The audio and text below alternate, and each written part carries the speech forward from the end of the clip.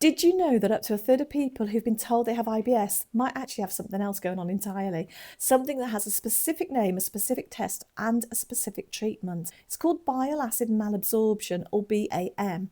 And to explain why it causes the symptoms it does, I need to explain what bile acids are and what they're supposed to do. So your liver makes the digestive fluid called bile, which is packed full of bile acids. They're like tiny washing up liquid molecules. Their job is to break down the fat from the food you eat so that your body can absorb it. And every time you eat, your gallbladder squirts bile into your small intestine, and those bile acids get to work breaking down the fat in your meal. Once they've done their job, your body doesn't just throw them away. At the very end of your small intestine, in a section called the terminal ileum, your gut reabsorbs about 95% of those bile acids and sends them back to the liver to be recycled and used again. It's a brilliantly efficient system. The same bile acids go round and round, doing their job thousands of times over your lifetime. But in some people, this system goes wrong in one of two ways. Either the small intestine doesn't reabsorb the bile acids properly, so they escape into the large intestine where they were never supposed to end up. Or, this is actually the more common reason, the liver just makes too many bile acids in the first place, more than the small intestine can reabsorb. So the excess spills over into the colon.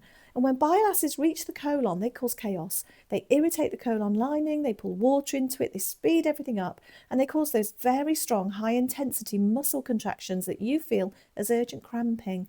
The result is watery, often yellowish diarrhoea that comes on fast, sometimes with very little warning, often urgency, and often first thing in the morning or after eating, and particularly after fatty meals. The reason this matters so much is that people with BAM are often told they have IBS-D because the symptoms look identical from the outside, but the cause is completely different. IBS-D is primarily a nervous system problem, a gut that's hypersensitive and overreacting. BAM is a plumbing problem. The bile acids are in the wrong place, doing chemical damage to the colon wall. And if you're treating a plumbing problem with relaxation techniques and a low FODMAP diet, you might get some relief, but you're not going to get to the root of what's causing the problem. There is a specific test for this, and it involves swallowing a small amount of substance that mimics bile acids and then being scanned a week later to see how much of it is still in your system. If too much has been lost, it confirms that bile acids are escaping into the colon. There are also blood and stool tests that some hospitals use.